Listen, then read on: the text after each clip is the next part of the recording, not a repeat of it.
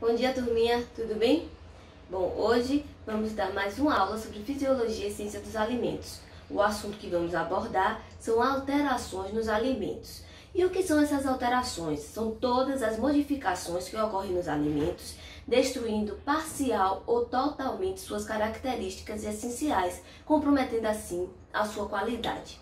As alterações dos alimentos podem ocorrer durante o processo de produção, de processamento, processo de embalagem, do transporte, armazenamento e consumo.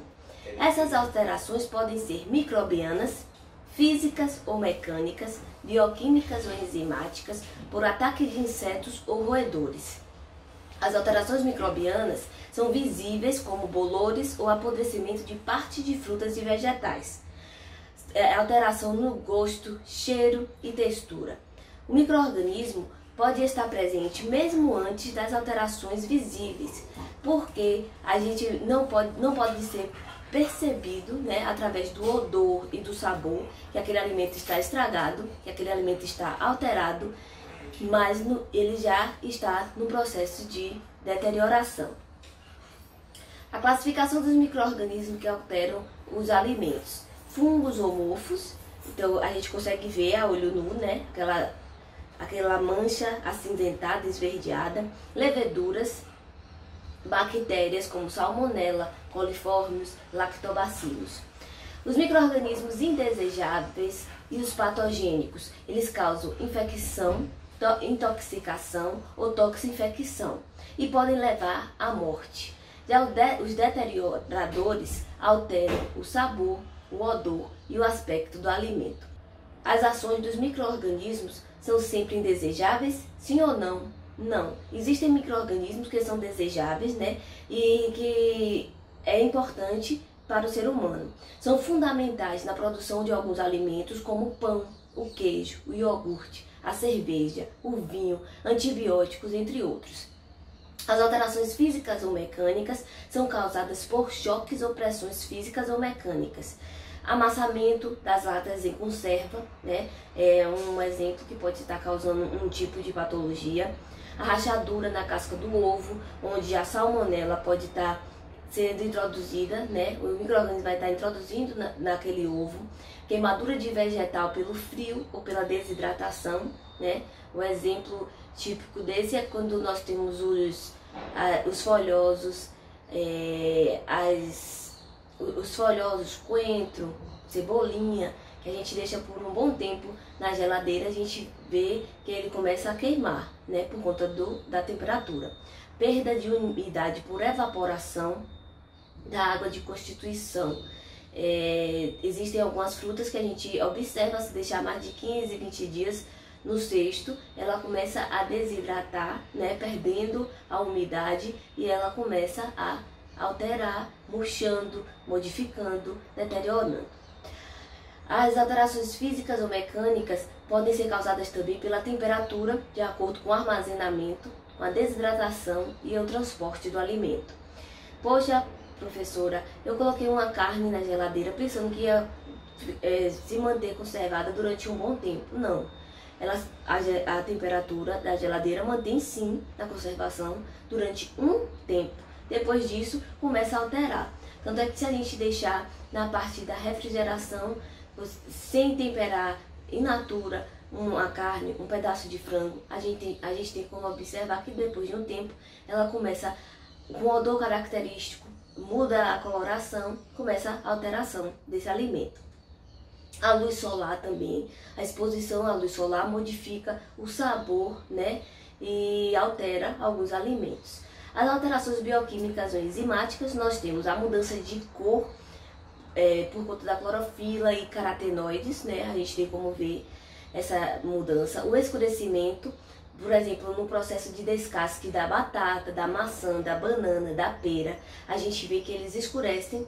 Para isso a gente precisa entrar com umas gotinhas ou de limão ou de vinagre, ou seja, de um ácido, para poder estar reduzindo esse tempo, né, de alteração, para poder estar reduzindo a alteração desses alimentos. O ranço hidrolítico, né, a gente consegue observar bastante essa situação na liberação do ácido butírico da manteiga. Muitas vezes a manteiga vem com um cheiro característico de com um ranço, né? Tanto é que as pessoas falam a manteiga está rançosa por conta desse ácido butírico, então fica um cheiro ruim e o sabor também é um tipo de alteração. As variações no gosto ou no aroma, perda de textura, o amolecimento do tomate com a maturação avançada. A gente vê que o tomate ele é mais rígido, mais durinho, né? Que aí sim tá com uma consistência legal pra gente poder estar consumindo. Se deixar por um bom tempo, ele vai amadurecer muito e começa a amolecer, né? A murchar e amolecer, ficando sem condições para estar sendo consumido. Perdas no valor nutritivo, né? Proteínas e vitaminas também.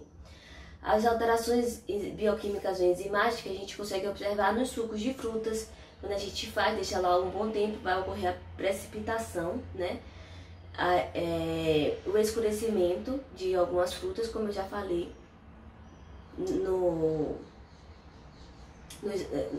quando eu já falei anteriormente. O ranço oxidativo, ele é acelerado por oxigênio, luz, temperatura, metais, enzimas e presença de oxidantes naturais. Esse ranço oxidativo é o que eu estava explicando para vocês quando a manteiga fica rançosa.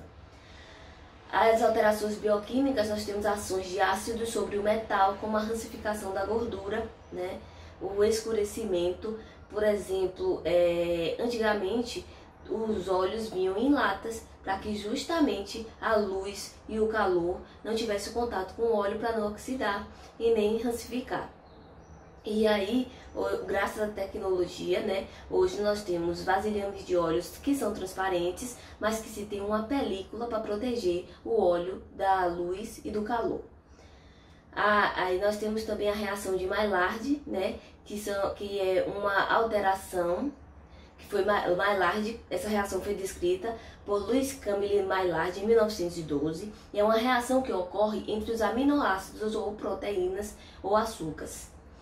E após várias etapas produz a melanoidinas, que dão a cor e o aspecto característico dos alimentos cozidos ou assados. Nós conseguimos observar essa reação nitidamente quando a gente vai passar um bife, vai grelhar um bife, que aí começa a ficar uma crosta amarronzada. Assim como também quando a gente vai assar um pão, né? A gente também consegue observar que ele fica também com aquela crostazinha, a reação de Maillard. O escurecimento não enzimático, ele vai ser favorável com a ação do calor ao torrar alimentos, castanha, pão, na caramelização do açúcar, é um processo também. Mas ele vai ser desfavorável no escurecimento do leite em pó, por conta da redução da solubilidade e do valor nutritivo das proteínas. O leite em pó vem em latas e naqueles sacos com aquela proteção laminada, justamente para que se não tenha calor com a luz, não tenha contato com a luz e com calor.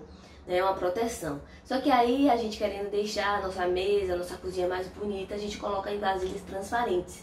E aí o seu processo de deterioração antecipa. Ele começa a escurecer. Quando a gente coloca no café, forma aquelas bolotas, parecendo que o leite está coalhado, né? Isso aí é que vai estar, na verdade, a luz e o calor fez com que o leite escurecesse e reduzisse a sua solubilidade e o valor nutritivo também das proteínas. As alterações por roedores e insetos são alterações na aparência, deposição de pelos de ratos e fragmentos de insetos e favorece o posterior ataque de micro-organismos nos alimentos. Praga é um animal que vive dentro de produtos alimentícios ou sobre eles, causando destruição, contaminação e outros problemas. Nós temos como pragas os roedores, ratos e camundongos, os insetos, moscas, baratas e formigas e os pássaros, pardais e pombos. Nós temos também aqui o potencial de risco dos alimentos quanto à sua deterioração.